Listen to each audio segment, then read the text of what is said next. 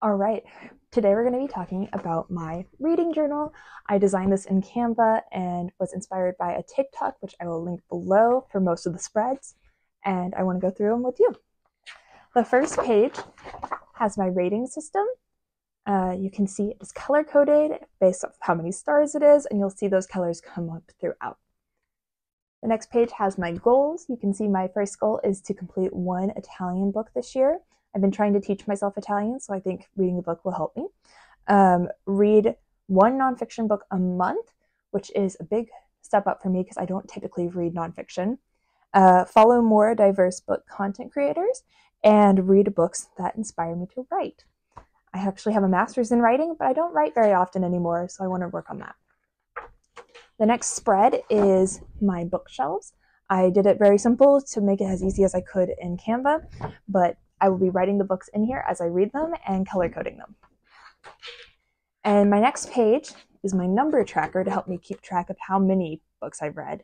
As you can see, it is also color coded to match the rating, and I currently have it set to 110.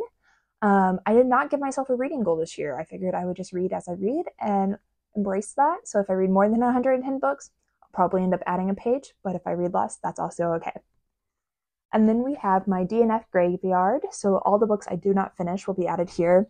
I only gave myself 8 DNF spaces because I don't typically DNF a book, but I have already this year, and that was As You Were by Elaine Finney. As You Were by Elaine Finney. It just wasn't my favorite type of reading or writing style, but it may be for someone else, just not for me.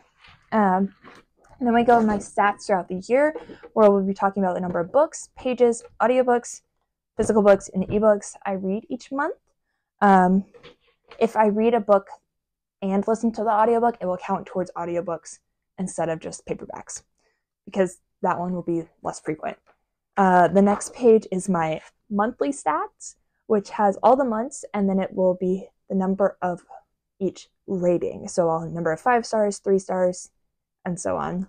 I say 5 and 3 stars because I haven't gone less than 3 stars, and so we'll see how it goes. We also have my genre tracker throughout the months. So I have fantasy, romance, nonfiction, young adult, and new adult books on here. I thought it would be fun to see how my reading spreads, but those are the main genres I'll be reading, and so we'll see how they go. I have a spread for my 5-star reads. At the end of each month, I will probably be adding in my pictures of the covers of my 5-star reads, so they're in there for now. I then have my book of the month spread. So each month, at the end of the month, I will choose my top choice book of the month. And then at the end of the year, I will have a winner, and I have a space to add some description about what I thought about the book. And I put 5 stars in there because I'm assuming it's going to be a 5-star read. I then have my library spread, where you can see how much I save throughout the year by going to the library. I have gotten 2 books from the library so far this year, and we'll see how that goes.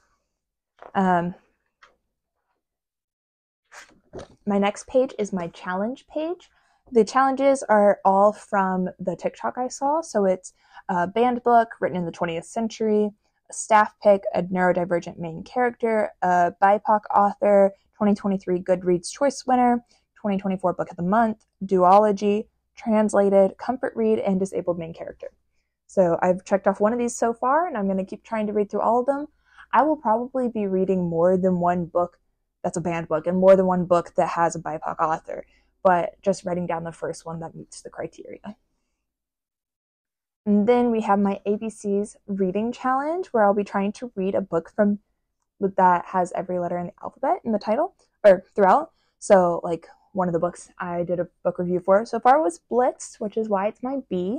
And anytime I read one that matches a letter that hasn't been covered, it will go on here. But you'll see Powerless is on here and Plot Twist is not, because I already finished the P.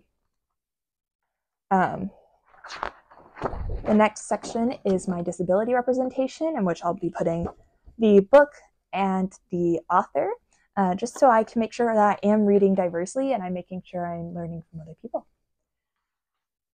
The next spread is my 24 books in 2024. You can see I have completed 2 books so far, which means I don't necessarily have to read another one of these until next month if I want to keep on the track of reading 2 books a month. Some of these books are already out and some of them aren't yet. If they're already out, I most likely already own them on my bookshelf. But these are the books I really want to make sure I read this year. I then have a section where I go through each month and I mark how many books or how many pages I read each day. So I've been keeping that up to date for January. You can see I'm very sporadic and all over the place. And we skip from there to our review pages. Our review pages, I realized after the fact that I had accidentally capitalized the I in finish, but I also gave myself space for a 2x3 image in here, but I realized that was a lot of printing, and so instead I've been printing the covers to be a fourth of that, and then I will just be moving it from there. I have my title, author, genre, year it was published, number of pages, date started, date finished, and format, as well a little space for me to rate the book and for me to give a little review. And so I have those for all the books I've been reading so far, and I have a bunch of just blank ones that I'll keep using throughout. So this is my reading journal for the year, and if I need more review spaces, I will be able to add them because that's part of why I got the spiral notebook. I knew she was going to keep doing that.